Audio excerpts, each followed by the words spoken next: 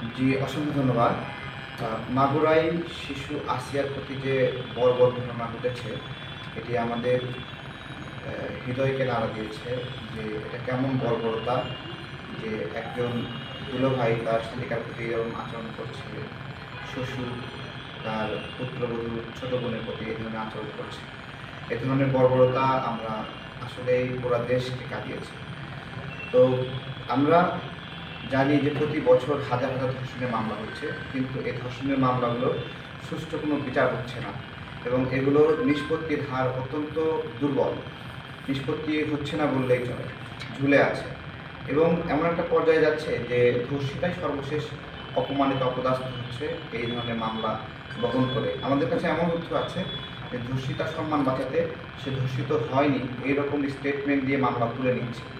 আবার এমনও হচ্ছে যে মা মেয়েকে ধর্ষণের জন্য একজনকে গ্রেপ্তার করা হয়েছিল, পরবর্তীতে সেই মেয়ের সঙ্গে ধর্ষকের বিবাহ দেওয়া হয়েছে।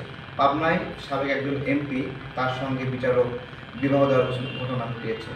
আমরা এই ঘটনাগুলো পর্যবেক্ষণ করে দেখেছি যে কোনো ব্যক্তি যদি এরকম মনোবাসনা রাখে যে সে কাউকে বিয়ে করতে চায় বা কাউকে পেতে চায়, তাহলে সে তাকে ধর্ষণ করবে এবং আদালত তার সঙ্গে বিয়ে দিয়ে দেবে।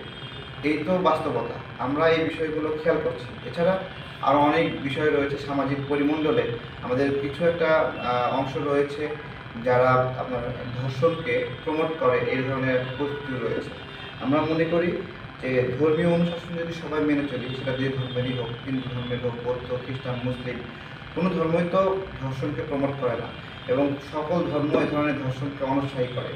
আমরা যদি এগুলো মেনে চলি এবং ধর্মীয় অনুশাসন অনুযায়ী আমরা যদি সবার মধ্যে নৈতিকতা, মূল্যবোধ, মানবিকতা তৈরি করি, তাহলে এই ধরনের ধর্ষণ কমে যাবে বলে আমরা মনে করি।